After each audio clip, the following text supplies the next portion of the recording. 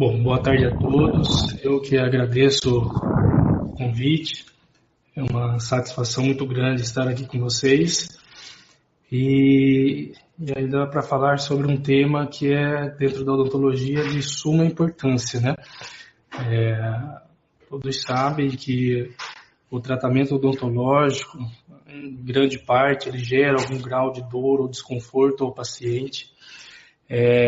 Os pacientes já têm essa mística, né, de medo de ir ao dentista em função de sentir medo de sentir dor. Então, o conhecimento da anestesiologia ela é de fundamental importância para que nós consigamos proporcionar aos nossos pacientes tratamentos mais seguros e confortáveis. Então, é sobre isso que nós vamos falar nessa tarde de hoje. Importante salientar também que a nossa principal referência bibliográfica é o livro do Malamed, né? Então todos conhecem essa literatura e é nela que eu me baseei para montar essa apresentação e ela é a nossa principal referência de estudo sobre esse assunto. Nós temos como objetivos na tarde de hoje revisar a farmacologia dos anestésicos locais, bem como suas associações, né? Então, esse é o nosso objetivo principal. Nós vamos falar de forma muito breve sobre técnica anestésica, né? Esse é um objetivo secundário do nosso papo de hoje à tarde. Então, nós vamos focar principalmente na farmacologia, de que forma que esses anestésicos agem, as suas principais indicações, contraindicações e assim por diante. E no final, fechar com alguns detalhes que eu julgo importante para a melhoria, para o avanço da técnica da anestesia. Bom, a anestesia local ela tem por definição a perda da sensibilidade em uma área circunscrita do corpo, causada principalmente pela depressão das excitações das terminações nervosas, que pode acontecer também por perda da capacidade desse nervo conduzir os impulsos nervosos.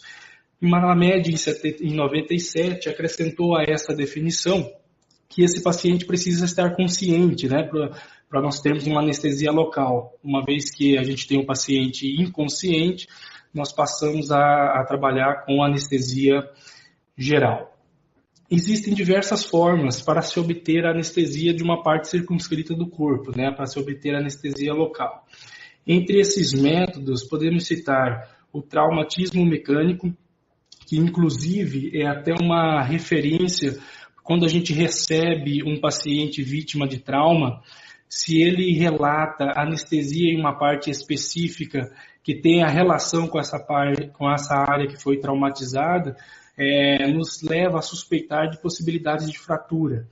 Por exemplo, se nós temos uma fratura de mandíbula, quando ocorre o desalinhamento desses segmentos ósseos, lembrando da anatomia, que nós temos o canal mandibular e o nervo alveolar inferior, né, que passa através desse canal, se ocorrer uma fratura de mandíbula e um deslocamento desses segmentos ósseos, nós vamos ter uma injúria, né, um trauma nesse nervo.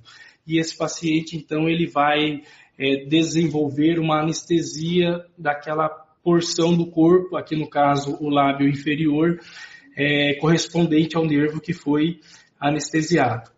Outras formas de se obter anestesia é através da hipotermia, que é a diminuição da temperatura em determinada área, né? Então, uma compressa fria numa determinada região vai diminuir a sensibilidade daquele local.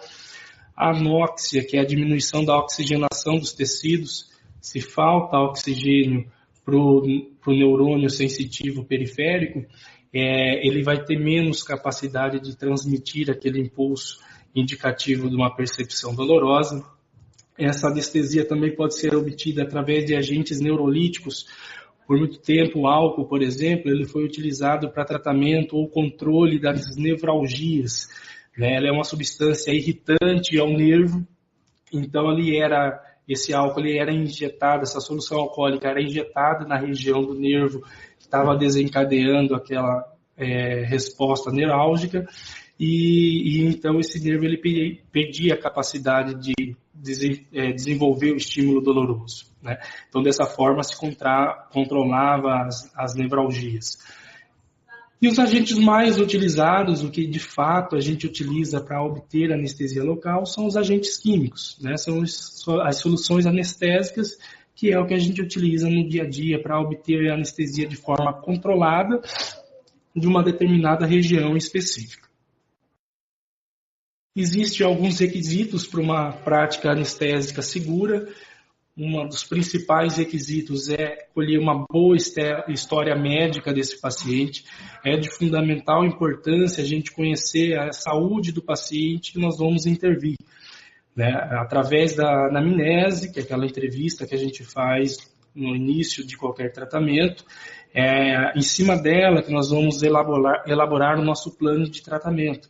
Então é importante eu conhecer se o paciente faz uso de alguma medicação, é importante eu conhecer se esse paciente ele tem alguma doença de base, se ele tem uma hipertensão, uma cardiopatia, históricos de infarto, histórico de AVE, que é o acidente vascular encefálico, uma insuficiência hepática, uma insuficiência renal. Então essas informações elas são importantes e elas vão nortear o nosso tratamento. Eventualmente nós vamos individualizar o tratamento baseado nessas informações obtidas na história médica do paciente. É importante também a gente conhecer as soluções anestésicas, bem como seus mecanismos de ação.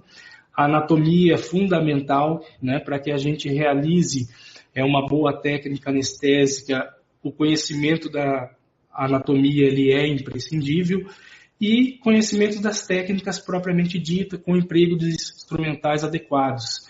Né? Aqui nós podemos citar a Carpuli, né? Que nos dias atuais nós devemos utilizar a Carpuli que faça refluxo, visando evitar injeções, né, intravascular.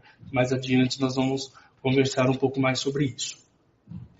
Então os anestésicos locais, eles têm as suas propriedades tidas como ideais.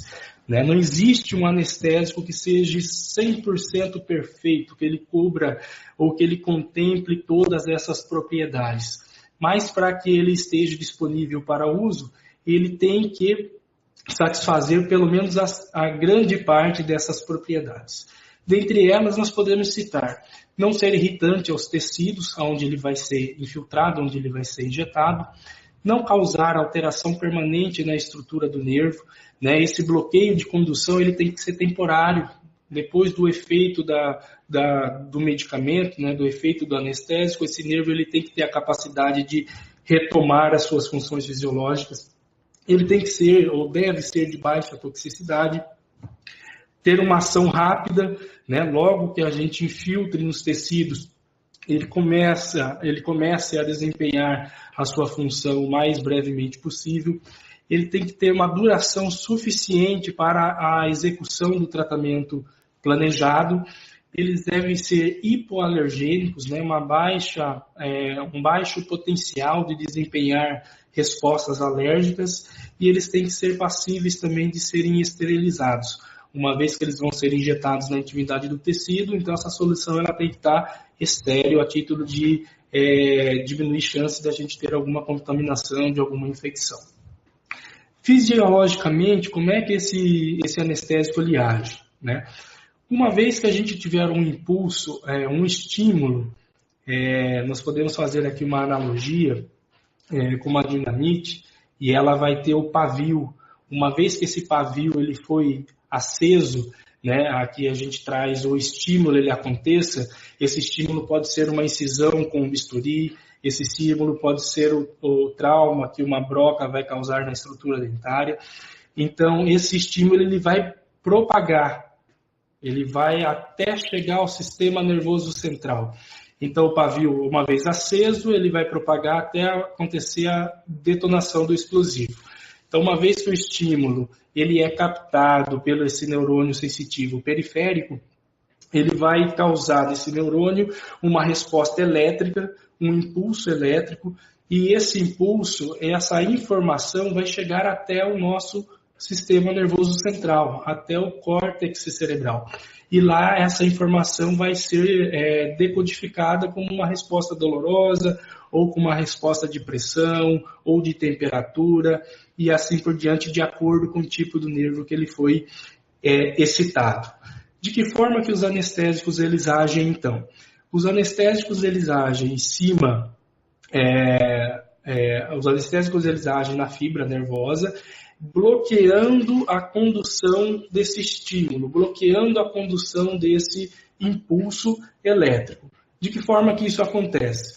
Uma vez que o anestésico ele conseguiu chegar na parte interna do nervo, essas moléculas do anestésico elas vão se ligar a receptores específicos da membrana celular do nervo, e esses receptores vão impedir, então, que haja a abertura dos canais de sódio. O nervo em repouso ele encontra-se numa situação que a gente chama de polarizada, com maior quantidade de carga elétrica positiva no meio exterior do nervo, quando comparada com o meio interior do nervo, né? Então, nós temos mais cargas positivas no meio exterior do nervo e menos cargas positivas no meio interior do nervo. Quando o estímulo ele acontece, a abertura dos canais de sódio na membrana celular, nós estamos falando do nervo periférico, e ocorre então uma inversão desse gradiente elétrico, né? Vai haver uma despolarização e depois uma nova repolarização. E é essa inversão desse potencial elétrico que permite com que esse impulso nervoso ele se propague pela fibra do neurônio periférico. Então, o anestésico, uma vez que ele se ligou a esses receptores que estão na parte interna da membrana do nervo, eles vão bloquear os canais de sódio e vão impedir a despolarização do nervo. Uma vez que eles impedem a despolarização do nervo, eles impedem também que o processo de condução ele se efetive, né? Então, essa é a teoria mais aceita na atualidade para justificar de que forma que os anestésicos locais bloqueiam a estrutura nervosa. Os anestésicos in natura, eles são bases fracas hidrofóbicas. Uma substância hidrofóbica é uma substância que ela não tem afinidade por água. Se nós formos recapitular, o nosso corpo ele é constituído aproximadamente por em torno de 65% de água. As células, os tecidos e assim por diante. Então, esses anestésicos eles são repreparados numa formulação de sais anestésicos, principalmente a formulação de cloridrato, que é o que a gente encontra comercialmente disponível. Nessa formulação, ele se torna hidrofílico, ele tem afinidade por água. E uma vez tendo afinidade por água, ele vai ter uma capacidade maior de se difundir através dos nossos tecidos. Uma vez que o anestésico ele foi infiltrado na intermidade do tecido, esse anestésico ele vai sofrer uma dissociação. E a nomenclatura para descrever essa dissociação é o pKa. O que significa isso? O que é o pKa de uma solução anestésica? Cada anestésico ele vai ter um valor de pKa específico. Esse pKa é a afinidade que o anestésico tem pela molécula de hidrogênio. Então, uma vez que eu infiltrei uma solução anestésica num determinado tecido, esse anestésico ele vai sofrer um equilíbrio de moléculas que vão se apresentar de uma forma livre e de moléculas que vão se apresentar de uma forma ligada ao átomo de oxigênio. Essa molécula que vai estar ligada ao átomo de oxigênio, ela vai ganhar um potencial elétrico positivo. E a forma livre, ela se encontra neutra. Então, no pH tecidual normal, que é em torno de 7,4, esse é o pH de um tecido que não exibe nenhum processo patológico, cada anestésico ele vai se comportar de uma maneira específica, com base no pKa em relação ao pH tecidual. Então, aqui nós temos um exemplo, um anestésico hipotético, que tem um pKa de 7,9, infiltrado em um tecido que tem pH de 7,4. Quando o anestésico é infiltrado no tecido, então, parte das moléculas do anestésico vão estar na forma carregada, parte da solução do anestésico vai estar na forma livre.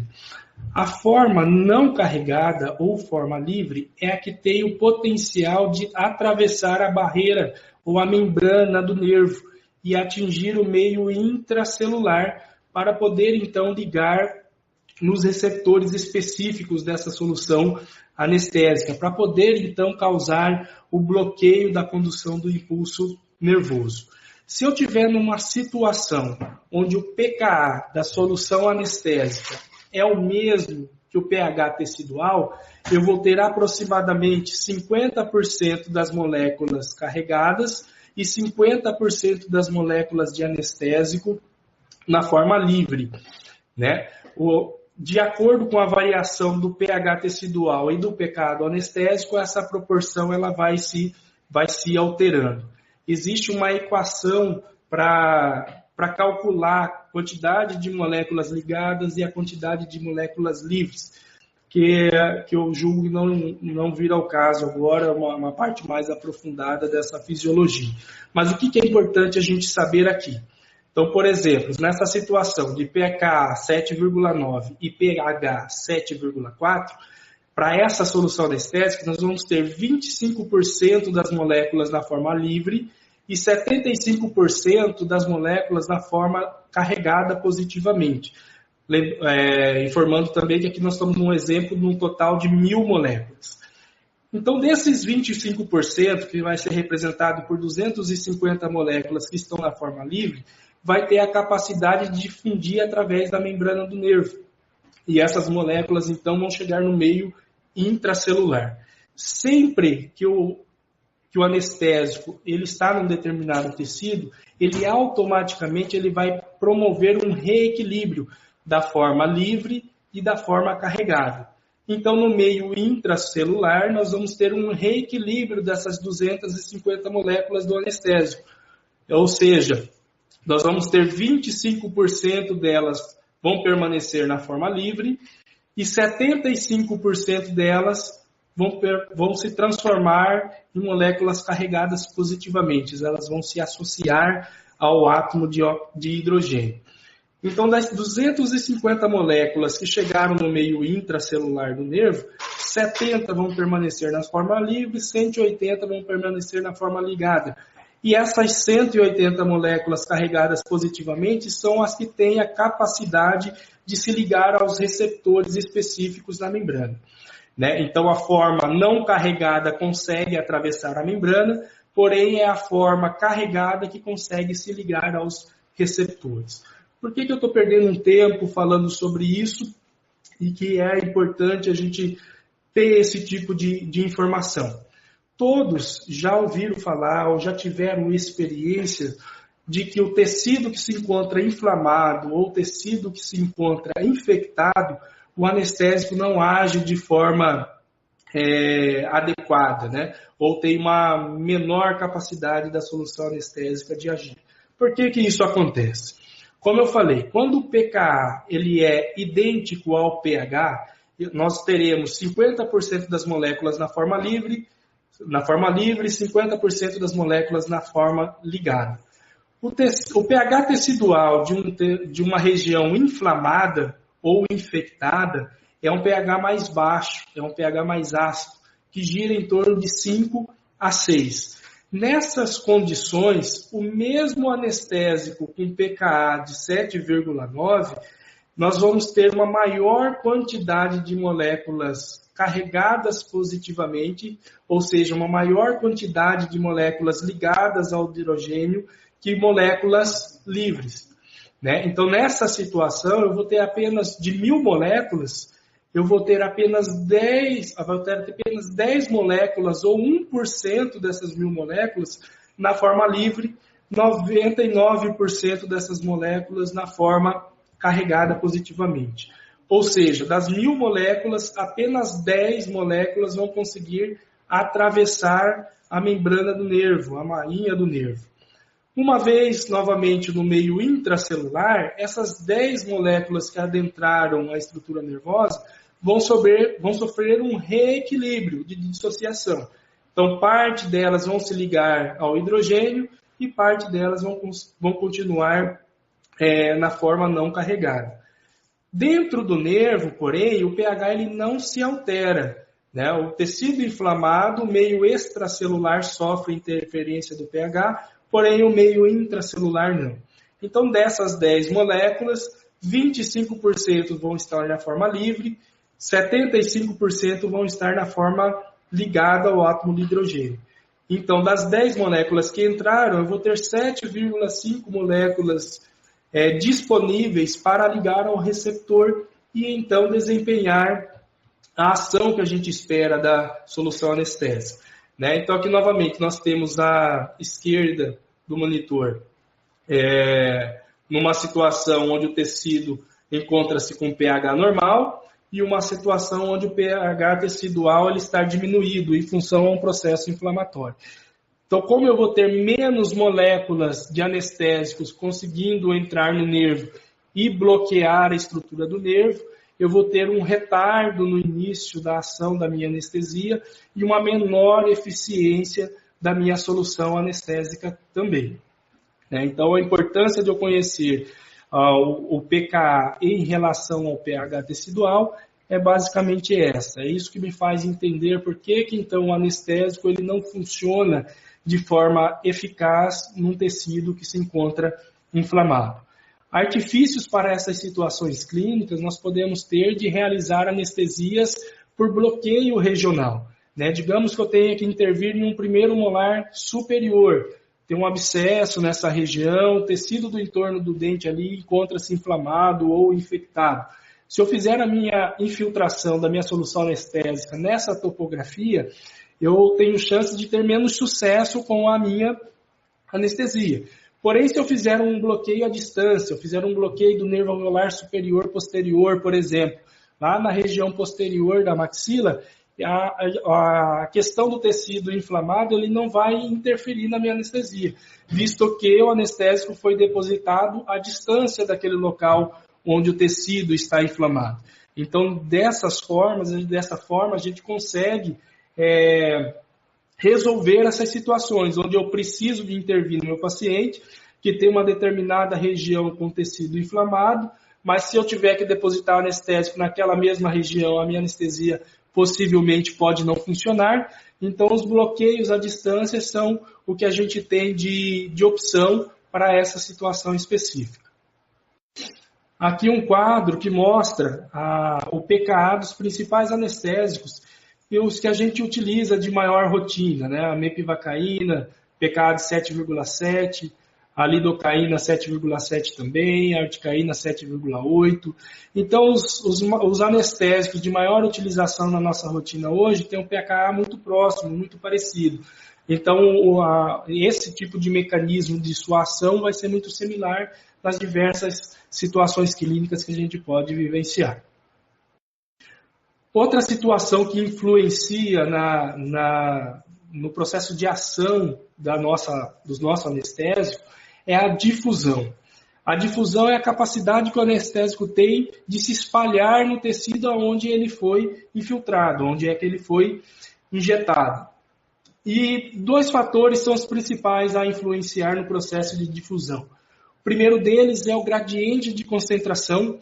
Então, esse anestésico ele precisa de ter um volume mínimo em determinado local para que essa difusão aconteça de forma mais eficaz. Então, tem que ter um volume de anestésico infiltrado em um determinado sítio para que essa difusão aconteça de forma mais eficaz.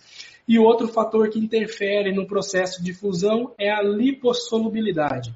É a capacidade que o anestésico tem ou a afinidade que o anestésico tem com as moléculas de gordura.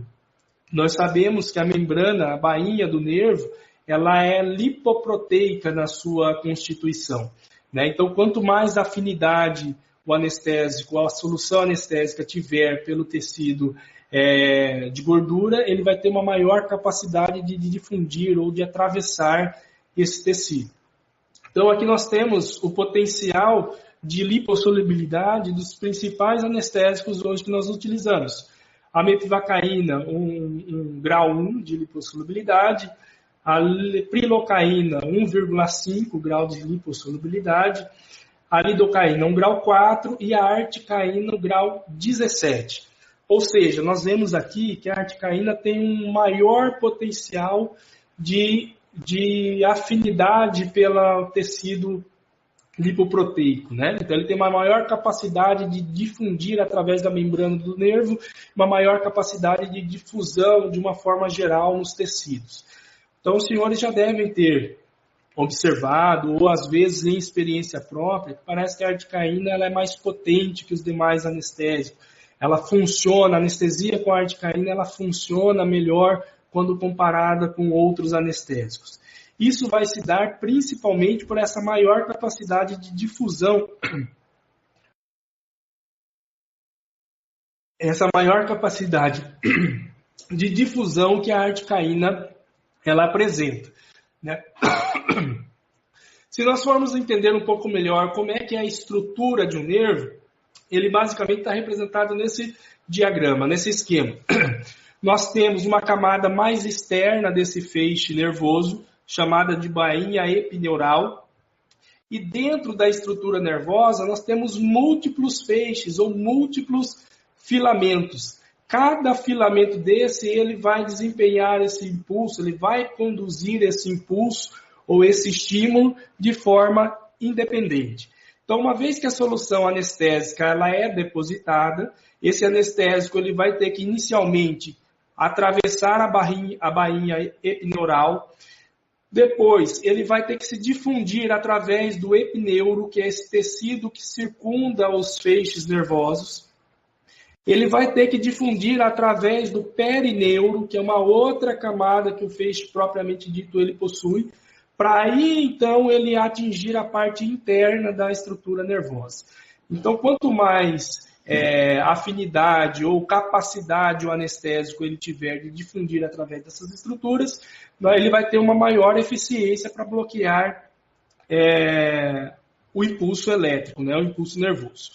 Vocês também já devem ter observado em algumas situações clínicas onde nós realizamos uma determinada técnica anestésica, infiltramos o anestésico, o paciente começa a relatar sintomas de anestesia, né? Por exemplo, nós fazemos uma alveolar inferior, o paciente relata que o lábio se encontra dormente, né? Anestesiado, porém, quando a gente vai intervir na estrutura dentária propriamente dita, o paciente ele acusa dor, né? Ele reclama de dor. Ou eu vou luxar o dente e dói, ou vai fazer uma abertura coronária, né? Um desgaste na estrutura dentária e o paciente relata dor. E aí, às vezes, a gente fica pensando, mas como que isso pode acontecer? O paciente relata que está com o lábio anestesiado, porém, quando eu manipulo a estrutura dentária, esse paciente refere dor. Essa constituição do nervo, ela explica isso. Quando o anestésico ele se difunde parcialmente na estrutura nervosa, atinge apenas esses feixes, né, essas fibras mais externas, o paciente começa a sentir alguns sintomas da anestesia, porém ela não está profunda o suficiente para a intervenção que muitas vezes a gente precisa realizar. Essas fibras mais centrais, elas continuam ainda conduzindo algum grau do impulso elétrico, do impulso nervoso. E aí, quando a gente manipula as estruturas mais profundas, o paciente relata dor, né? Então, quando o anestésico ele é infiltrado em uma determinada região, a nossa técnica, quanto mais precisa for a nossa técnica, nós vamos depositar esse anestésico o mais próximo possível da estrutura nervosa, nós vamos ter uma melhor difusão do nosso anestésico e um melhor bloqueio do impulso nervoso, né? Então, quando em uma técnica anestésica apurada, essa diferença que a articaína apresenta na capacidade de difusão, ela se torna muito pequena se o anestésico foi depositado próximo da estrutura nervosa. Mesmo a mepivacaína, que tem uma capacidade 1 de difusão, se boa parte, se eu tiver um bom gradiente de concentração do anestésico próprio ao feixe vascular, ao feixe nervoso que vai ser anestesiado, eu vou conseguir uma boa eficácia da minha anestesia. Quando a minha técnica anestésica ela é menos precisa, eu passo a ter menos sucesso empregando anestésicos com menor lipossolubilidade.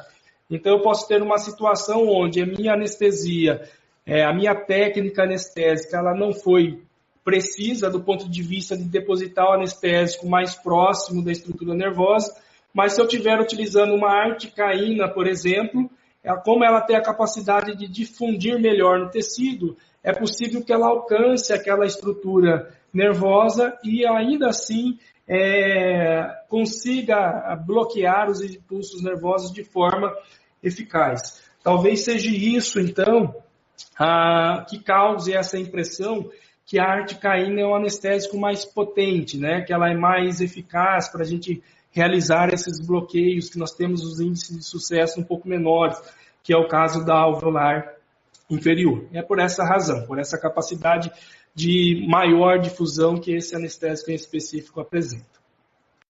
Então, fatores que afetam a ação dos anestésicos locais. Nós já falamos do pKa, que é essa capacidade de dissociação do anestésico, lembrando que a molécula que se encontra na forma livre é a que tem a capacidade de atravessar a membrana do nervo, porém, uma vez dentro do nervo, ela vai sofrer nova dissociação e é a molécula carregada positivamente que tem a capacidade de bloquear o nervo propriamente dito, né? Então, quanto mais próximo o pKa for do pH tecidual, ou quanto menor for o pKa em relação ao pH tecidual, eu vou ter mais moléculas na forma livre. Então, eu vou ter uma ação mais eficaz do anestésico e num menor espaço de tempo. Quanto maior for o pKa em relação ao pH tecidual, então, se eu tenho um pH tecidual baixo em relação ao processo inflamatório, o pKa anestésico vai ser maior que o pH tecidual. Aí eu vou ter mais moléculas carregadas positivamente e meu anestésico vai ter limitação na sua ação. A solubilidade, nós já conversamos também, tem relação com a potência da anestesia, né? Quanto maior solubilidade nos lipídios, mais potente vai ser o meu anestésico. A ligação proteica é a capacidade que a molécula de anestésico tem de se manter ligada ao receptor que vai causar o bloqueio do nervo. Quanto mais tempo a molécula permanece ligada ao receptor, ou seja, quanto maior a ligação proteica o anestésico tem, eu vou ter maior duração do tempo da minha anestesia. A difusão no tecido não nervoso também tem relação com o início de ação do anestésico, né? Quanto maior a difusão do anestésico, quanto melhor ele se infiltrar no tecido onde ele foi injetado, melhor eu vou ter resposta da minha anestesia.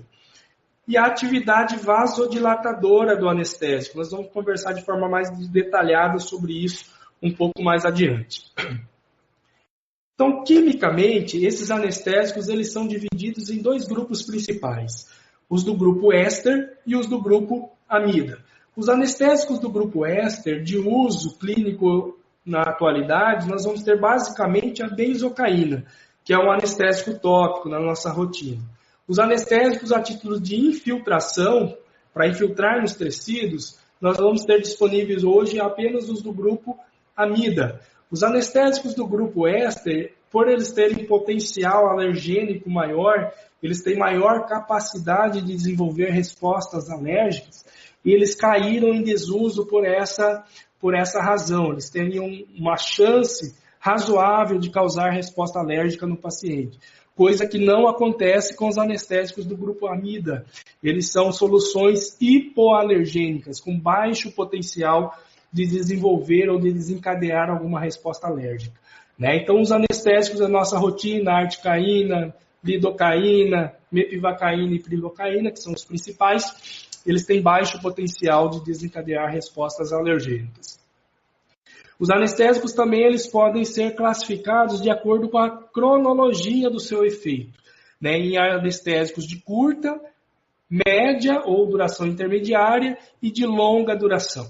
A articaína associada a vasoconstritor, a adrenalina 1 para 100 mil, classificada como duração intermediária. A bupivacaína é uma das únicas opções aí de anestésicos de longa duração que a gente tem disponível. A lidocaína, quando não associada a vasoconstritor, ela vai ser classificada como de curta duração. uma vez que associada a um vasoconstritor, ela passa para a classe de duração intermediária. Assim como acontece com a mepivacaína e com a prilocaína, a mesma coisa. Quando sem adição de vasoconstritor, curta duração. Quando adicionado o vasoconstritor, classificação de duração intermediária. Com relação à farmacologia do anestésico, aqui nós estamos falando especificamente da solução anestésica. Os anestésicos, de uma forma geral, a solução, o sal anestésico, de uma forma geral, ele tem uma capacidade de fazer vasodilatação. Uma vez que ele é infiltrado no tecido e entra em contato com esses vasos sanguíneos, eles vão causar um aumento no calibre do vaso sanguíneo. E isso gera consequências. Quais são elas? Primeira delas, maior velocidade de absorção da solução anestésica. Podemos fazer um parênteses aqui, que o anestésico, ele é um medicamento. Apesar do seu efeito que nós esperamos seja a anestesia local, ele vai ser absorvido para a corrente sanguínea, ele vai cair no nosso sistema circulatório e ser distribuído nos órgãos e tecidos. E vão causar efeitos nesses órgãos e nesses tecidos, né? Então, se eu infiltro um anestésico que não tenha vasoconstritor, ele vai causar vasodilatação nos vasos sanguíneos. Ou seja, eu vou ter uma maior absorção desse anestésico do local que ele foi infiltrado. Se esse anestésico ele vai ser captado mais rapidamente pelo sistema circulatório, eu vou ter níveis plasmáticos mais elevados. Com isso, eu tenho uma maior chance de desenvolver uma reação de intoxicação pelo anestésico. Se esse anestésico ele também vai ser absorvido mais rapidamente para o sistema circulatório, ou seja, ele vai ser removido mais rapidamente do local onde ele foi infiltrado, e nós vimos que nós dependemos de um gradiente de concentração próximo à estrutura nervosa para que haja essa difusão e o bloqueio da estrutura nervosa. Se esse anestésico, então, ele está sendo reabsorvido, ele está sendo eliminado mais rapidamente do local onde eu injetei, eu vou ter uma menor duração, uma menor eficiência da minha anestesia. E também, se esse anestésico está causando uma vasodilatação, ele está aumentando o calibre dos vasos sanguíneos, se ele está aumentando o fluxo sanguíneo naquela região, se eu for fazer um procedimento cirúrgico, se eu for fazer uma incisão, por exemplo, naquele tecido, eu vou ter um maior sangramento. Então, nas cirurgias é tudo que a gente não quer, né? Sangramento e menor duração do tempo da anestesia. Os anestésicos também eles têm como características o potencial de atravessar a barreira hematocefálica, então eles chegam até o sistema nervoso central, até o nosso cérebro, e eles também atravessam a barreira placentária, então eles conseguem atingir o feto de uma paciente gestante que venha a ser submetido à infiltração de anestésico local. Então, aqui nós temos o potencial vasodilatador dos principais anestésicos hoje em dia, de uso, né, de aplicação nos dias atuais. A articaína tem um potencial de 1, de fazer vasodilatação. Lidocaína também potencial 1. Mepivacaína, um potencial 0,8 e a prilocaína, potencial 0,5. Ou seja, a prilocaína e a mepivacaína, elas fazem um pouco menos vasodilatação quando comparados com a lidocaína e com a articaína. Né? Por que é importante a gente saber isso?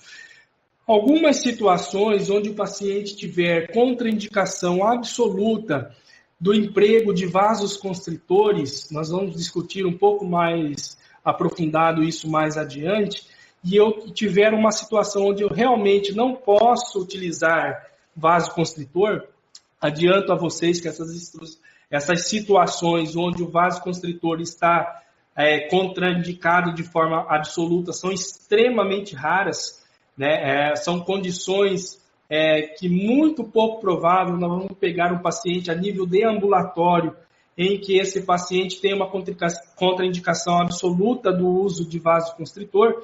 Então, se eu estou numa situação onde eu tenho que empregar um anestésico sem vaso, nós podemos dar preferência para esses que fazem menos vasodilatação.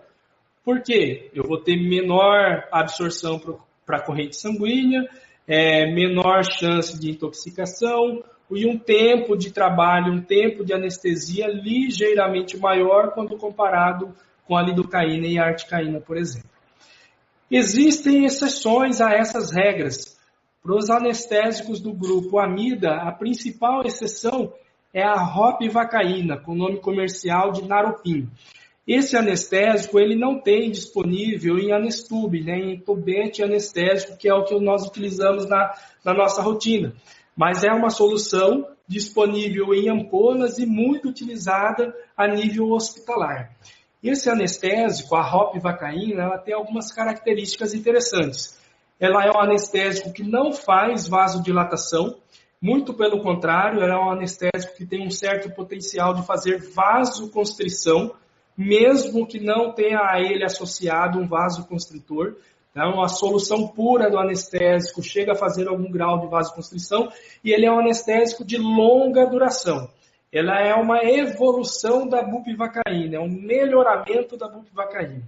Então, a ropivacaína é uma opção de anestésico de longa duração que não faz vasoconstrição e que pode ser lançado mão para esses pacientes em que não podem receber anestésicos com vasoconstritores.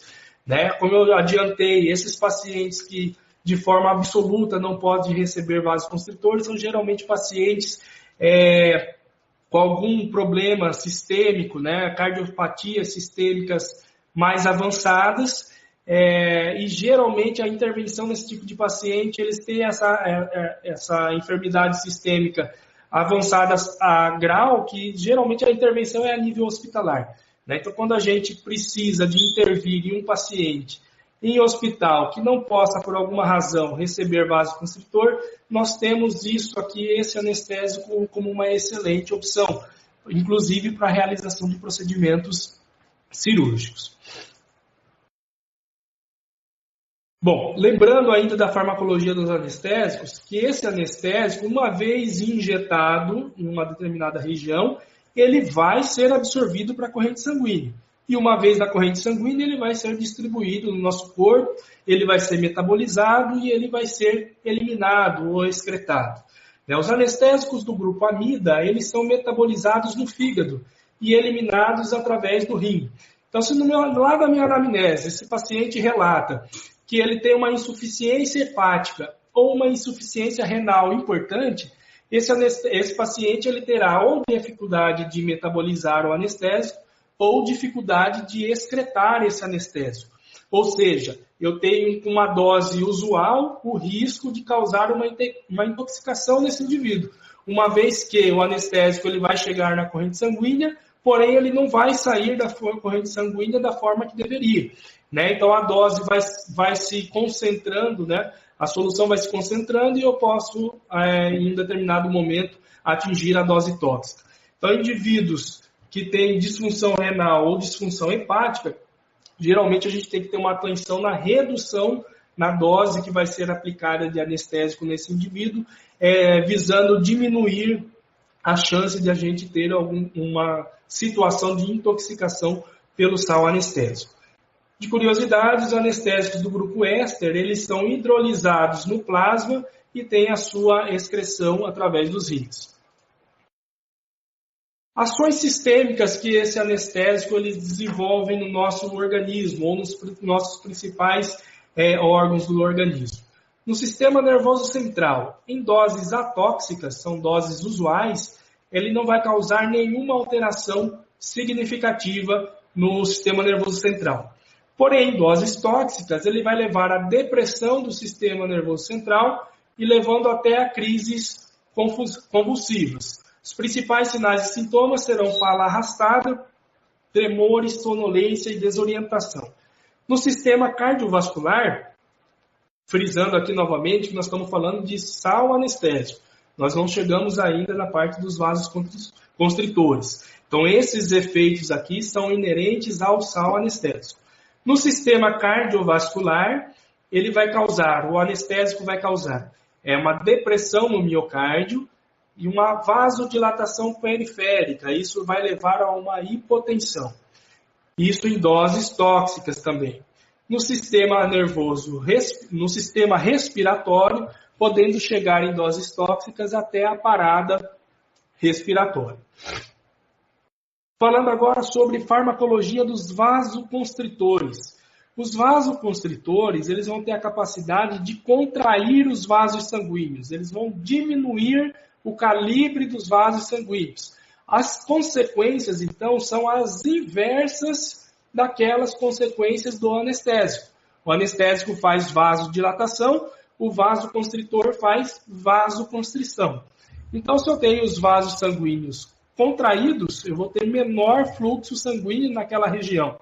Então, isso vai retardar a absorção do anestésico do local onde ele foi infiltrado. Se eu tenho o anestésico chegando de forma mais lenta na corrente sanguínea, eu vou ter menor risco de intoxicação, menor risco de toxicidade. Se esse anestésico está demorando mais para cair na corrente sanguínea, obviamente ele está passando mais tempo no local onde ele foi infiltrado. Então, eu estou com o anestésico mais tempo na região do nervo, que deve ser anestesiado. Então, eu vou ter um aumento da ação da minha anestesia, vou ter um aumento da duração da minha anestesia.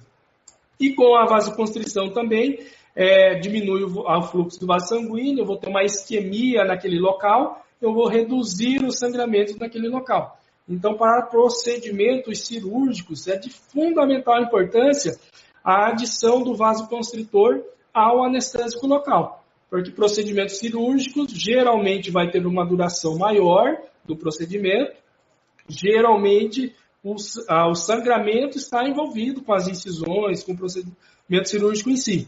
Então, se eu tenho menos sangramento, eu tenho uma melhor visualização do meu campo operatório, eu consigo realizar a minha cirurgia de forma mais adequada.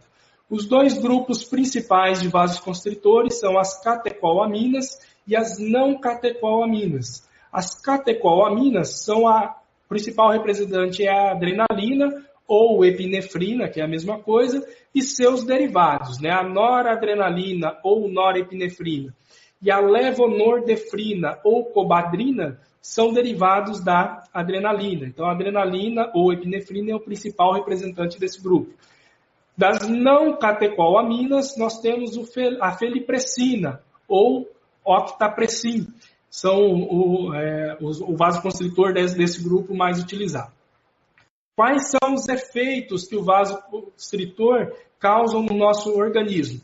Um aumento da frequência cardíaca, né? Uma taquicardia, uma elevação da pressão arterial e um aumento da glicemia, da taxa de glicose no sangue. Né? Então, a gente tem que ter atenção quando utilizamos vasoconstritores em pacientes com histórico de infarto agudo do miocárdio, em pacientes hipertensos, pacientes diabéticos, pacientes com histórico de acidente vascular encefálico. A característica de ação dos vasoconstritores nos seus receptores, essa característica ou essa afinidade por cada tipo de receptor específico, ela varia.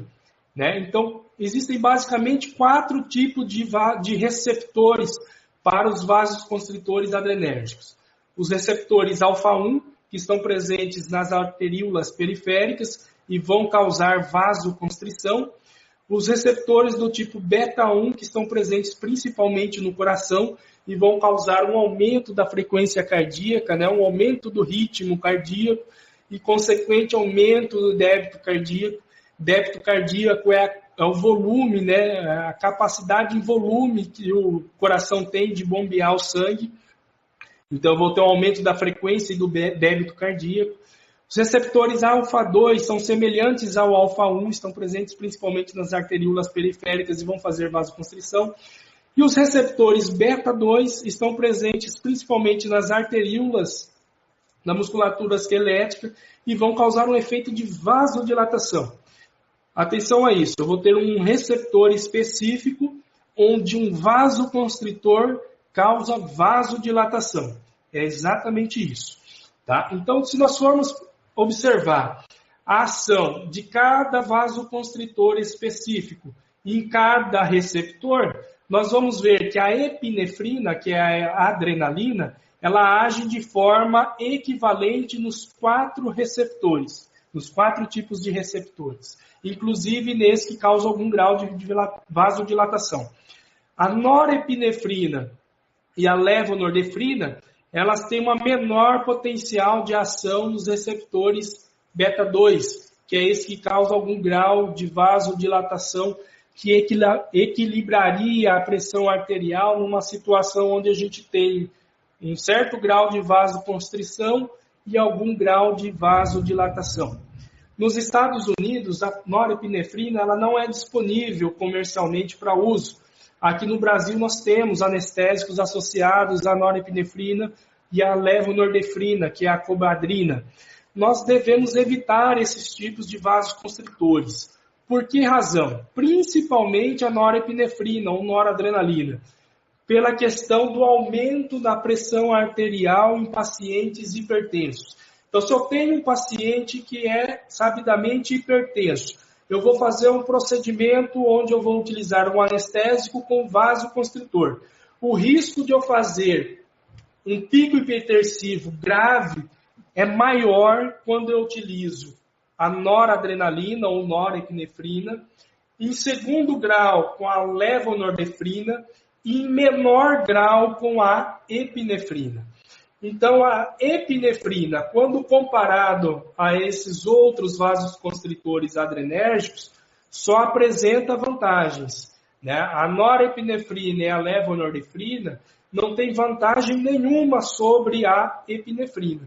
Então, de uma forma geral, esse é o vasoconstritor que nós devemos ter predileção para a nossa utilização. Quando a gente vai adquirir para os nossos consultórios ou na rede pública, se nós tivermos como fazer esse tipo de orientação quanto à aquisição do que vai ser utilizado em nossos pacientes, a preferência, então, é para a utilização da epinefrina. Ela vai causar aumento da frequência cardíaca, eventualmente vai causar aumento da pressão arterial, mas isso é notoriamente mais evidente quando se é utilizado a norepinefrina. E aí vem aquela discussão, paciente hipertenso, com histórico de infarto, AVE, que é o acidente vascular encefálico, né, que é a nomenclatura mais atual, o AVC está mais em desuso nos dias atuais, essa nomenclatura, pode ou não pode utilizar vasoconstritor nesses pacientes? É comum ainda nos dias atuais a gente receber lá a orientação do cardiologista, quando nós solicitamos um risco cirúrgico, vir na cartinha dele, não utilizar vasoconstritor, evitar o uso de vasoconstritor. Isso até é possível em alguns procedimentos de curta duração e não cirúrgicos, né? Procedimentos cirúrgicos sem vasoconstritor não é recomendado da gente fazer, né? E nós temos diversos trabalhos, não é uma coisa de atualidade, você vê trabalhos de 1960 já falando sobre a segurança de utilizar vasoconstritor nesse público de paciente, até trabalhos recentes e trabalhos atuais. E, de uma forma geral, o que a gente observa nessa literatura? Que a liberação de adrenalina endógena apresenta maior risco ao paciente do que a administração de adrenalina exógena. O nosso corpo, ele produz adrenalina. E em situações de estresse, libera adrenalina para que o nosso corpo consiga combater aquela situação estressante, né? Medo, ansiedade, dor. Isso vai causar uma descarga de adrenalina no nosso corpo. Então, se o paciente ele já tem medo de ir ao dentista, ele já é ansioso, ele já tem alguma desconfiança.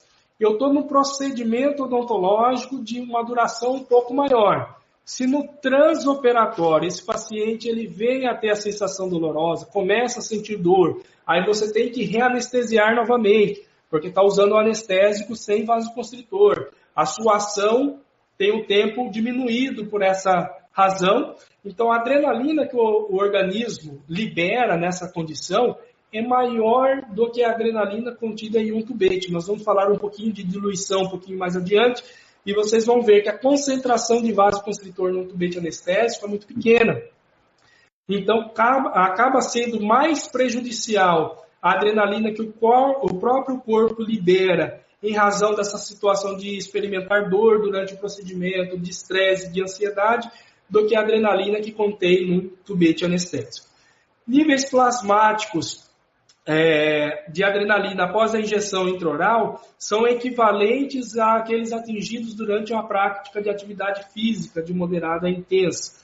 A American Heart Association afirmou que as concentrações típicas de vasocontritores contidas nos anestésicos locais não estão contraindicadas para pacientes com doença cardiovascular, desde que seja realizada a aspiração prévia, a injeção do anestésico seja lenta e seja administrada a menor dose eficaz. Então, esses são os principais cuidados que devemos ter em pacientes desse público, né, hipertensos, cardiopatas, e que nós vamos lançar mão de anestésico com vasoconstritor.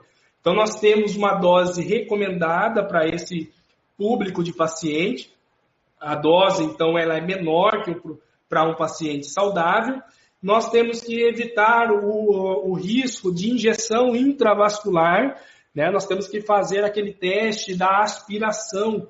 Quando a gente vai infiltrar o anestésico, nós temos que checar se a ponta da nossa agulha não está no meio intravascular. Se eu injeto o anestésico diretamente dentro de um vaso sanguíneo, a concentração na corrente sanguínea aumenta de forma abrupta. A quantidade de adrenalina que vai para a corrente sanguínea também acontece de forma abrupta. E aí o risco de aumento de frequência cardíaca é importante, da pressão arterial de forma importante, é maior. Ainda sobre literatura que nos embasa de utilizar vasoconstritores em pacientes desse perfil. O risco de eventos adversos em pacientes hipertensos descontrolados é baixo e a ocorrência de eventos adversos associados ao uso de epinefrina em anestésicos locais é mínima, segundo esse autor de 2002. Os benefícios de uso de 1 ou 2 tubetes de lidocaína 2% com epinefrina 1 para 100 mil em pacientes hipertensos controlados superam de longe quaisquer desvantagens e riscos possíveis. Então, existe embasamento na literatura suficiente para a gente utilizar esse tipo de solução com segurança em nossos pacientes, obviamente seguindo os critérios que acabamos de citar. Se nós formos pensar em dose de vasoconstritor de adrenalina, por exemplo, então um paciente ele pode receber 0,2 miligramas de adrenalina por consulta.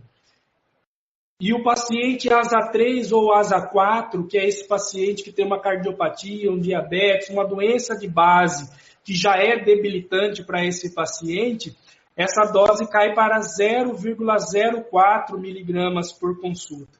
Nós vamos ver mais adiante a forma de se calcular a dose do vasoconstritor, mas um tubete de adrenalina numa concentração de 1 para 100 mil, são 11 tubetes para atingir essa dose de 0,2 miligramas que um paciente rígido, um paciente saudável poderia receber de adrenalina por consulta.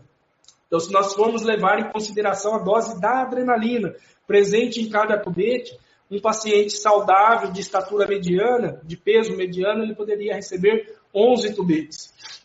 Já um paciente ASA 3 ou ASA 4, onde a dose cai para 0,04, essa dose cairia para 2 tubetes apenas de solução com adrenalina, contendo a concentração de 1 para 100 mil. Nós devemos ter a preferência de utilizar também o vasoconstritor com maior diluição nos tubetes anestésicos. Existem algumas formulações de lidocaína, por exemplo, com concentração de 1 para 50 mil. Ou seja, eu tenho o dobro de adrenalina quando comparado à concentração de 1 para 100 mil. Então, nós devemos evitar o uso, mesmo em pacientes mais saudáveis, de concentrações maiores de vasoconstritores. A literatura, os trabalhos mostram também que essa diferença na concentração ela é clinicamente irrelevante ou pouco perceptível para o procedimento em si que nós vamos realizar. Agora, ela é relevante do ponto de vista fisiológico, né? Do ponto de vista de alterações que vão causar no nosso organismo. Então, se nós tivéssemos formulações 1 para 200 mil, seria ainda mais adequado para a gente utilizar. Basicamente, é a bupivacaína que vem nessa apresentação, né? Os demais anestésicos é difícil a gente achar numa diluição de vasoconstritor de 1 para 200 mil. É comum a gente encontrar de 1 para 100 mil. Com relação à interação medicamentosa, e aqui nós estamos falando ainda de vasoconstritor, novamente lá na anamnese, a gente colher a história médica do paciente, saber se ele usa algum medicamento de forma crônica. Os principais grupos de medicamentos que podem interagir com o vasoconstritor, eu trouxe aqui para vocês, que basicamente são os antidepressivos e os beta-bloqueadores. Os antidepressivos, os mais comuns da gente colher na história do paciente é a amitriptilina e nortriptilina, são o que mais comumente a gente vê relato de paciente utilizando. Pacientes que fazem uso dessa classe de medicação, dessa classe de medicamento, e nós fizermos o uso de anestésico com vasoconstritor adrenérgico, nós vamos ter um aumento da frequência cardíaca e um aumento importante da pressão arterial também. Então, nessa população, nós devemos reduzir a quantidade de anestésico com vasoconstritor para esses indivíduos. Então, só tenho vários procedimentos para serem feitos, né? E eu preciso de utilizar vasoconstritor. Então, eu vou dividir aqueles procedimentos em sessões clínicas. Cada sessão eu faço um pouco do tratamento, para que com uma menor dose de anestésico eu consiga executar aquela fase proposta de maneira segura. Os beta-bloqueadores são utilizados principalmente para controle de pressão arterial e controle de arritmias cardíacas também. Principalmente nós vamos ver paciente fazendo uso aí de propranolol, atenolol, metoprolol. Então nós vamos ter esses mesmos efeitos. Pacientes que usam esse grupo de fármacos para controle ou de arritmia ou para controle da pressão arterial, e nós vamos utilizar anestésicos com vasoconstritor. Nesse grupo de pacientes também, nós podemos ter aumento da frequência cardíaca e da pressão arterial. Falar um pouco sobre as complicações. As complicações com os anestésicos, elas podem ser de ordem sistêmica e de ordem local. As complicações de ordem sistêmica, nós podemos ter as respostas alérgicas, que como nós comentamos lá no início, elas são menos prováveis de acontecer com os anestésicos do grupo amida. As reações alérgicas, elas não são dose dependentes, então não tem relação com a quantidade de anestésico que foi infiltrada, que o potencial é basicamente o mesmo de desempenhar as respostas alérgicas. E características de resposta alérgica são essas aqui: angioedema, urticária, anafilaxia, que seria uma condição mais grave de alergia, né? Eventualmente o paciente chega lá na anamnese e nos relata ser alérgico ao anestésico. E aí quando a gente vai aprofundar as perguntas, né, a gente vai investigar melhor essa situação da alergia ao anestésico, o paciente relata que passou mal, teve falta de ar, o coração disparou. Isso não são características, não são sinais de respostas alérgicas, né? São sinais de outros tipos de alteração, mas que não alergia. Então, quando o paciente relata ser alérgico, a gente tem que investigar melhor o que aconteceu, o que ele teve de reação de fato, para nós classificarmos se verdadeiramente isso foi uma resposta alérgica ou não. De informação pertinente aqui é que não existe ou há poucos índice de reação cruzada entre os anestésicos, né? Então, se o paciente ele de fato foi alérgico à mepivacaína, por exemplo, eventualmente ele pode não ser alérgico à articaína ou à lidocaína. Então, vale a pena, se a gente suspeitar que realmente a resposta foi de alergia, encaminhar para o médico alergologista. Ele vai desempenhar os testes imunológicos para cada tipo específico de agente anestésico, para aí, então, nós intervirmos nesse paciente. Ainda sobre complicação sistêmica, nós temos as reações de super dosagem, né? Quando usa a quantidade de anestésico em excesso, esses pacientes podem apresentar esse tipo de reação. Essa reação de superdosagem, ela tem vários fatores que podem interferir, que vão de fatores do próprio paciente e fatores inerentes à droga, né? Fatores do paciente, idade, né? Nós temos maior risco de intoxicação nos extremos, né? Pacientes idosos ou pacientes muito jovens. O peso, né? Paciente, uma criança, por exemplo, de menor peso, a quantidade de anestésico para ela deve ser mais limitada. Alguns medicamentos também influenciam no nível plasmático do anestésico, ou vai competir pelo processo de metabolismo, excreção, ou pelo sítio de ligação. Exemplos disso, a cimetidina, a fenitoína. Então, pacientes usando esses medicamentos aqui, geralmente nós precisamos reduzir a quantidade de dose para esse indivíduo, pois ele vai ter maior dificuldade ou de metabolizar ou de excretar esse anestésico, então tendo mais chance de desenvolver alguma reação de intoxicação por esse medicamento. As principais complicações, os sinais e sintomas, nós já falamos no slide anterior, de fala arrastada, calafrios, geralmente inerentes à depressão do sistema nervoso central. Com relação às complicações locais, nós podemos citar a fratura de agulha, né, com a evolução dos materiais utilizados nos dias atuais, é menos frequente disso ser observado. Então, a gente seguindo alguns critérios e alguns cuidados, é pouco provável de a gente ter esse tipo de complicação. Então, um dos principais cuidados que nós devemos ter é de não introduzir a agulha até o final, até chegar na parte do plásticozinho da agulha, que é nessa transição da parte metálica para do plástico, onde ela geralmente fratura. Então, nós, evitando introduzir a agulha até o final, se porventura acontecer de uma fratura, vai ficar alguma extremidade da agulha e facilitar a sua remoção. Porque a remoção cirúrgica de uma agulha fraturada na intimidade do tecido não é algo fácil de se executar, né? Então, basicamente, em termos de indicação de tamanho de agulha, nós vamos indicar a agulha longa para as anestesias do alveolar inferior, que geralmente nós precisamos progredir um pouco mais com a agulha. As demais técnicas anestésicas são passíveis de ser executadas com agulhas curtas, na sua grande maioria. Uma atenção é a gente evitar agulha longa para anestesia do alveolar superior posterior, onde a gente vai evitar a formação de hematoma. Região posterior da maxila, nós temos um plexo venoso, que é um emaranhado de vaso sanguíneo, chamado de plexo pterigoide. Então, a agulha longa que chega até a região desse plexo pode lesionar algum vaso e causar hematomas importantes nessa região. Parestesia, ela pode ser ocasionada principalmente pelo trauma da própria agulha ao feixe nervoso, né? Isso é um pouco mais evidente com as anestesias do nervo mentual, principalmente com aquelas agulhas que já foram utilizadas em outras regiões, já perdeu o fio, e quando a gente vai infiltrar na região do forame mentual, a gente acaba acertando literalmente o nervo e causando algum tipo de injúria nesse nervo, e ele respondendo com parestesia. Podemos ter paralisia do nervo facial. Esse tipo de complicação pode acontecer em anestesias do alveolar inferior.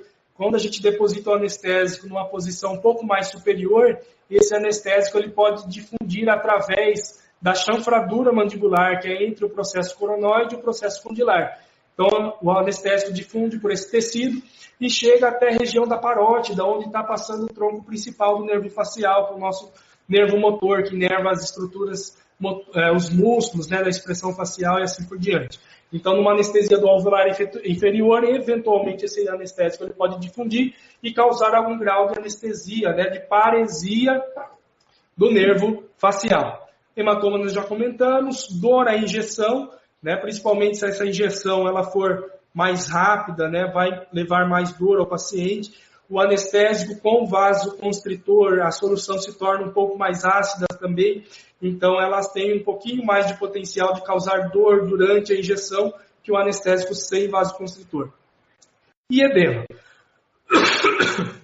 Ainda sobre as complicações locais, necrose de tecidos, né, principalmente na região de palato, quando nós infiltramos anestésico com vasoconstritor, nós temos que cuidar de não exagerar no volume dessa infiltração, porque essa isquemia prolongada ela pode levar à falta de oxigênio para as células daquela região e a mucosa dessa região necrosar. Essa necrose, ela inclusive também é mais evidente quando a gente utiliza a norepinefrina ou noradrenalina. É mais uma justificativa da gente evitar o uso desse tipo de vasoconstritor. Então, esse tipo de complicação, de necrose, é mais comum de acontecer quando empregada a noradrenalina. E as lesões de tecido mole, né, mais evidente em crianças, né, a automutilação. Né? Então, crianças, uma vez anestesiadas, lembrar daquela orientação dos pais, dos acompanhantes, estar sempre alguém monitorando essa criança, que eventualmente ela pode morder o lábio, né? Se autotraumatizar, já que está com aquela sensação da anestesia estranha, que para ela é estranho, ela não está sentindo dor e acaba se machucando sem perceber. Com relação à apresentação dos anestésicos locais, cada tubete, né, ele tem alguns componentes ali no seu interior, que é o anestésico local propriamente dito, podendo ter ou não o vasoconstritor, o conservante e o diluente. Respostas de fato alérgicas à solução anestésica é mais comum serem inerentes ao conservante, que no caso é o bisulfito de sódio na maioria das vezes, do que ao sal anestésico propriamente dito. E essa investigação ela deve ser feita também. Diluição. Quando a gente pega um tubete, ele traz uma série de informações lá, né? Qual que é o anestésico e sua concentração, se tem ou não vasoconstritor e qual que é a diluição desse vasoconstritor. Então, essas informações ali, nós podemos extrair dados dessas informações que vem escrita no tubete. Né? Então, digamos lá, nós temos um tubete de lidocaína 2% com adrenalina para 100 mil. Então, nós sabemos que o anestésico é uma lidocaína a 2%. O que significa esse 2%? Toda solução onde a sua concentração é expressa em porcentagem, tem um macetezinho da gente multiplicar o número por 10 e nós vamos encontrar a sua concentração por ml daquela solução. Então, lidocaína 2%, então 2 vezes 10, 20, significa que nós temos 20 miligramas de lidocaína por ml daquela solução. A eprilocaína 3%, 30 miligramas por ml, e assim por diante. Então, um tubete anestésico, nós sabemos que tem 1,8 ml. Se é de lidocaína 2%, eu tenho 20 miligramas por ml, vezes 1,8 ml, que é o volume de um tubete. Então, eu encontro que eu tenho em cada tubete anestésico 36 miligramas de lidocaína. Se fosse mepivacaína 2%, a mesma coisa. Então, basta a gente fazer esse cálculozinho básico que nós vamos achar a concentração do anestésico por tubete. Falando agora de vasoconstritor, adrenalina 1 para 100 mil. Então, o macetezinho é dividir esse primeiro número, que é o 1, pelos 3 primeiros segundos, que é o 100. Eu esqueço os 3 últimos. Então, 1 dividido por 100 significa que eu tenho 0,01 miligramas por ml da solução. Então, num tubete que eu tenho adrenalina 1 para 100 mil, isso significa que a cada ml daquela solução, eu tenho 0,01 miligramas de adrenalina. Ou seja, está bastante diluído. Um tubete tem 1,8 ml. Então, 0,01 ml vezes 1,8, em cada tubete eu vou ter 0,018 miligramas de adrenalina. O que é importante a gente saber isso? Para mais adiante a gente aprender a calcular dose de acordo com o peso de cada indivíduo. Então aqui nós temos a dose dos principais anestésicos que a gente utiliza no dia a dia. Né? Então a lidocaína com adrenalina, a dose dela recomendada é 7 mg por quilograma de peso, numa máxima de 500. Sem vaso, 4,4 mg por quilograma de peso. E assim por diante, isso aqui é a literatura, vocês encontram com facilidade. Isso aqui é a dose do vasoconstritor.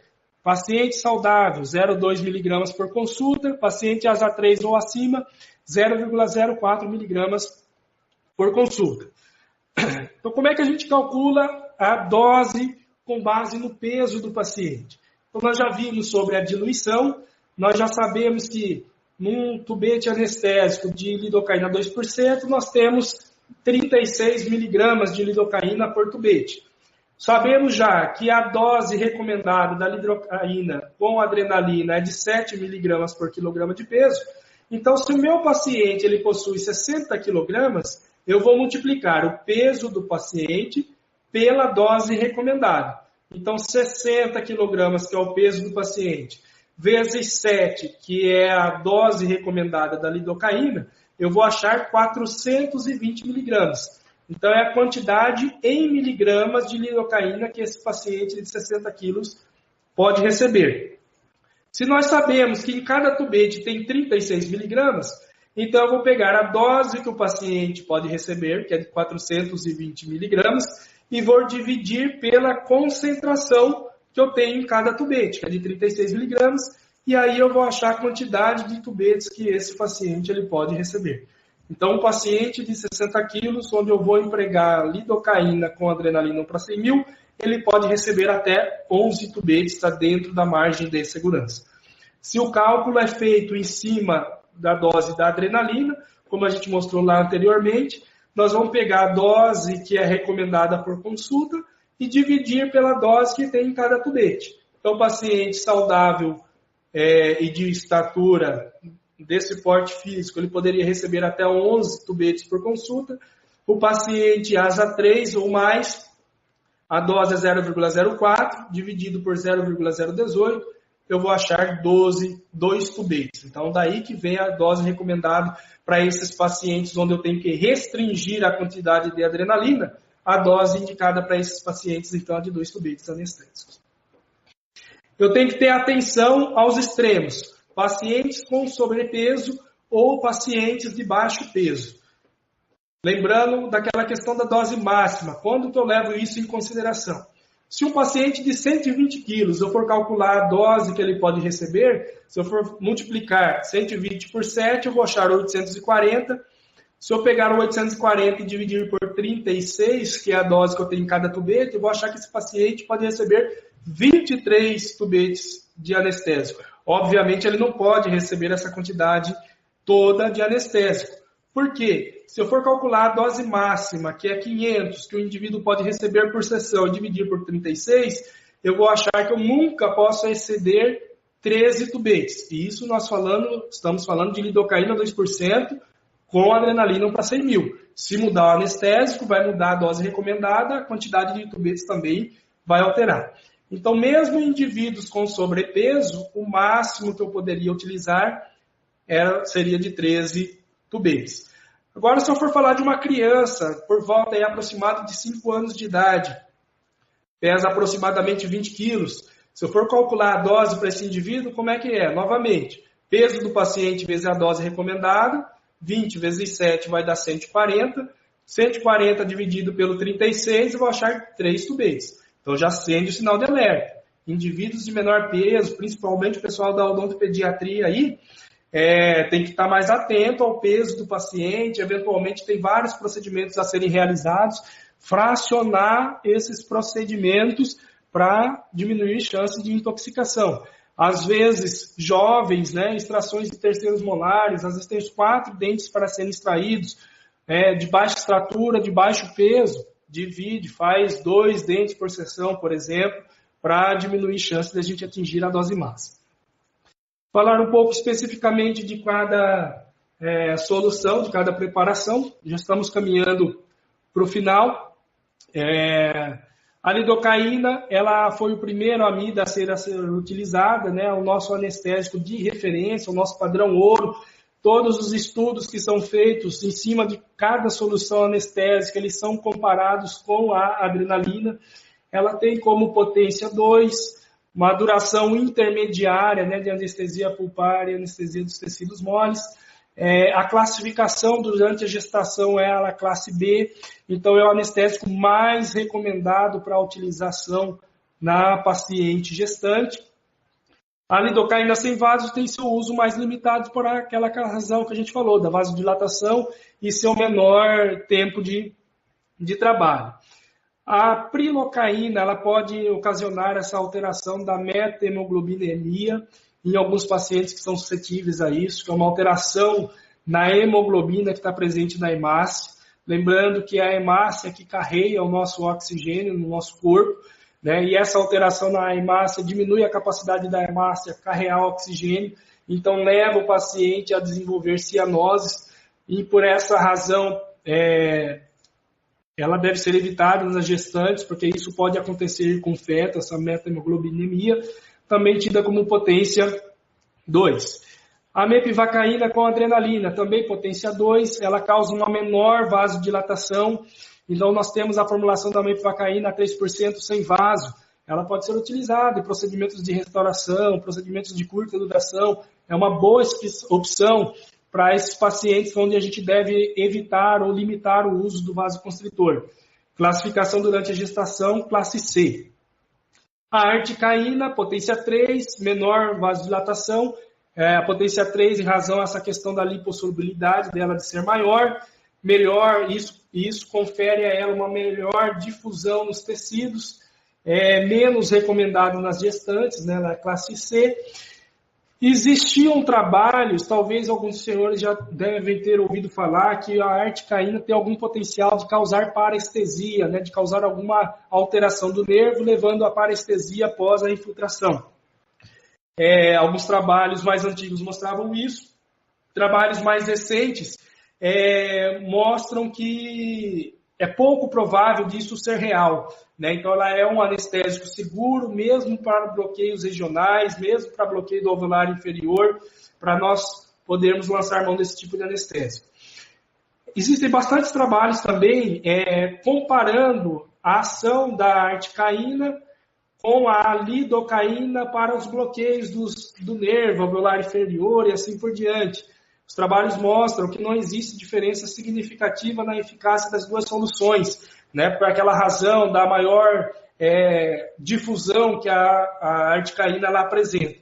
Desde que a técnica seja empregada de forma adequada, o resultado da anestesia ele vai ser muito semelhante, né? Outro trabalho, fazendo o mesmo tipo de comparação, a articaína conclui que a articaína é uma alternativa viável, sem diferença estatisticamente significante para as outras soluções anestésicas.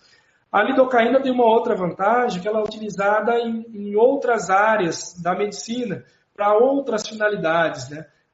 Existem trabalhos que mostram que a administração endovenosa de lidocaína para controle de dor pós-cirurgias gástricas, o uso de lidocaína como antiarrítmico, como outras finalidades dentro da medicina de uma forma geral, né? Então, particularmente, esse é um anestésico assim, que a gente utiliza bastante, porque ele apresenta as maiores vantagens e a maior segurança para a gente utilizar nas mais variadas situações clínicas.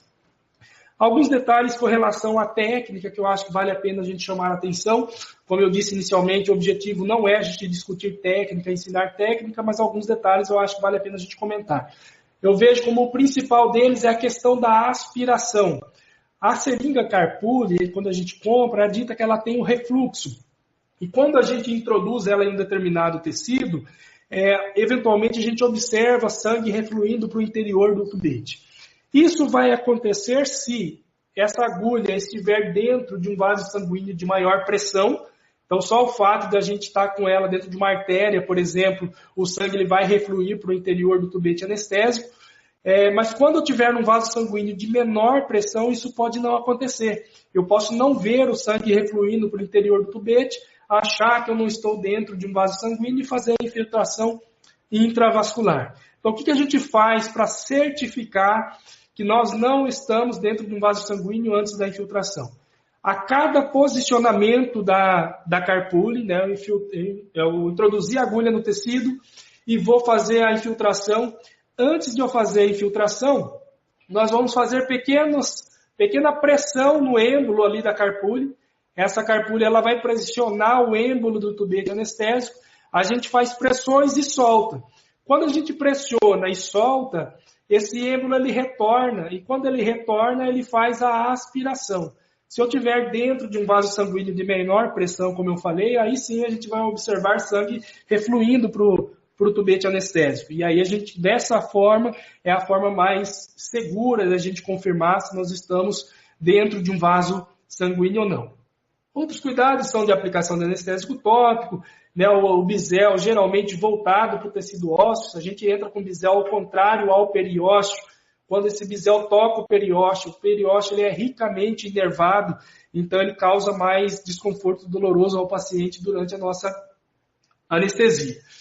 Anestesia em maxila, basicamente, é difícil da gente ter algum problema, né? A maxila é um osso extremamente poroso, então o índice de sucesso da maioria das anestesias na região de maxila, eles são maiores, né? O anestésico ele consegue se difundir através da cortical óssea e sensibilizar o dente em questão. O detalhe que eu acho que vale a pena a gente ressaltar é com relação à utilização da agulha curta, principalmente para os bloqueios do alveolar superior posterior. Basicamente, a gente recomenda agulha longa para alveolar inferior e, eventualmente, para anestesia do infraorbitário. Fora essas duas condições, a agulha longa ela não é recomendada. Para anestesia do infraorbitário, né, o ponto de referência, o alvo é o nosso forame infraorbitário. Lembrar daquela questão de traçar a linha que passa pelo centro da pupila. A gente palpa o bordo infraorbitário e logo abaixo dele nós vamos sentir uma depressão, que é correspondente ao forame. Então esse é o nosso ponto-alvo para a infiltração do nosso anestésico. Bloqueio do nervo nasopalatino, nervo palatino maior, também não tem nenhum segredo, nenhum cuidado especial. Se nós precisamos de fato bloquear o nervo palatino maior, a região da punção da agulha é mais na região onde faz a volta do palato, né? Quando a gente infiltra muito próximo dessa gengiva inserida, nós temos inclusive mais dificuldade de infiltrar o anestésico e maior chance de necrose. Então, se a gente infiltra nessa porção do palato, onde o tecido é mais resiliente, nós temos mais facilidade para infiltrar, menos dor para o paciente, menos chance de ter necrose da mucosa palatina. A técnica do alveolar inferior é a que apresenta maior índice de insucesso, né, principalmente nos mais inexperientes, quem está começando na prática da odontologia. O que eu acho que é importante, existem diversas técnicas para bloqueio desse nervo, mas o que eu acho importante salientar é a posição do nervo forame mandibular. Ele é o nosso ponto-alvo para essa técnica. E existem trabalhos que mostram que essa localização topográfica ela muda, ela pode variar de um paciente para o outro. Então, tem situações que ele pode estar mais superior, mais inferior, mais posterior ou mais anterior. E trabalhos que mostram também que a radiografia panorâmica ela é um auxiliar para a gente individualizar técnica nesses pacientes. Né? Através da panorâmica, nós podemos tentar localizar a posição do forame e, através dessa ideia topográfica, direcionar a nossa técnica anestésica. Quando nós fazemos uma infiltração da solução anestésica abaixo do forame, o nervo já penetrou na mandíbula, a mandíbula tem a característica de ser um osso mais compacto, então nós temos menos chance de eficácia nessa anestesia. Realizando técnicas mais altas, né, infiltração do anestésico numa posição um pouco mais superior, o índice de sucesso para essa técnica anestésica ele aumenta. Né? O nervo bucal, eventualmente, ele pode ser bloqueado de forma direta numa porção mais vestibular da mandíbula. Técnica do nervo mentual, né? A própria panorâmica também pode nos guiar na posição desse forame, nos auxiliar na individualização técnica. E é isso, eu agradeço a atenção de todos, a disponibilidade de estar aqui com a gente nessa tarde e fico à disposição para questionamentos. É um assunto extenso, tem muita curiosidade envolvida, tem muita parte fisiológica envolvida. Eventualmente não é simples de entender até para a gente que está mais acostumado, né, nessa literatura, mas estamos à disposição, espero que tenha sido proveitoso para vocês e é isso, estamos à disposição de vocês.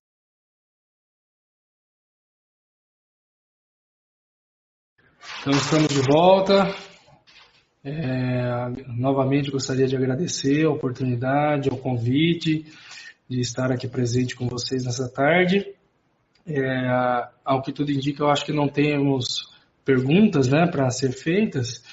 Tenho os meus contatos aqui, se surgirem em algum momento algumas dúvidas ou o que for necessário, através das teleconsultorias, nós estamos disponíveis também para respondê-las. E é isso, eu gostaria de agradecer mesmo a presença de todos e terem ficado até o final. Um obrigado, um abraço a todo mundo e até uma próxima oportunidade.